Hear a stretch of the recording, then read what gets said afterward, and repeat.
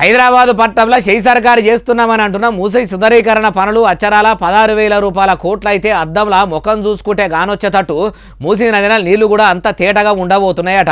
అన్ని కోట్ల పైకమైతేనే అంత మంచిగా అవుతుందని ఎవరన్నరే బాలన్న అంటే ఇగో ఈనుండ్రి. అయ్యా కారు పార్టీ లీడర్ కమ్ మాజీ మంత్రి కేటీఆర్ సారు ఇక సురువు చేయండ్రి. వచ్చిన మర్నాడే చెప్పిండు రేవంత్ రెడ్డి గారు 1,50,000 కోట్ల రూపాయలతో చేస్తాం మూసీని అన్నాడు. మేము పరిశాన్ అయినాం. అరే మొత్తం మధ్యలోకెళ్ళి ఎక్స్ప్రెస్ వే కట్టినా 55 కిలోమీటర్ల పొడవునా మంచిరేవుల నుంచి గట్కేసర్ దాకా మూసీలా ఎక్స్ప్రెస్ వే కడితే కూడా 10,000 కోట్లు అవుతుంది. అది కూడా మేము లెక్కేసినాం.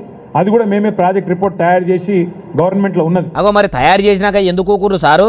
అది ప్లస్ 4,000 కోట్ల రూపాయలతోని సివరేజ్ ట్రీట్మెంట్ ప్లాంట్లు ప్లస్ ఇంకొక 2,000 కోట్లు సుందరీకరణ అన్ని చేస్తే కూడా 16,000 కోట్లలో మూసీ సుందరీకరణ అయిపోతుంది. 16,000 కోట్లతోని మూసీ సుందరీకరణ పనులు అయిపోతే మరి ఇప్పుడు షెయి సర్కారు 1,50,000 కోట్లతోని చేస్తామని ఎట్లా అంటుంది, ఎందుకు అంటుంది అంటారు. ఆ ముచ్చట కూడా చెప్పుర్రి. కానీ రేవంత్ రెడ్డి గారు 16,000 కోట్లతో పోయేదాన్ని ఇలా 1,50,000 కోట్లు అని పదే పదే చెప్తా ఉన్నారు. ఇది మా మాట కాదు, రేవంత్ రెడ్డి గారే స్వయంగా ఆయన హైదరాబాద్ లో బహిరంగ వేదిక మీద చెప్పినారు 1,50,000 కోట్ల రూపాయలతో మూసీ సుందరీకరణ చేస్తాను.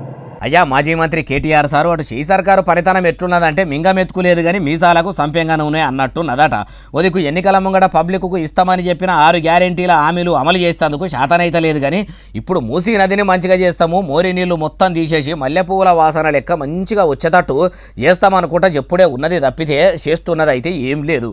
అయినా షెయి సర్కారు మూసీ నదిని మంచిగా చేసుడేమో కానీ సుందరీకరణ పేరు చెప్పి కామన్ పబ్లిక్కు కష్టాలు తెచ్చిపెడుతుంది. దాని గురించి మీరు ఇట్లా చెప్పుకరాబడితే ఇప్పుడు తమరు ఇట్లా చెప్తుంటే మీరు గతంలో చేసిన ఘనకార్యాలన్నీ కళ్ళ ముంగడ మెదులుతున్నాయి అంటుండ్రు. ఏముచ్చటిన్నోళ్ళు.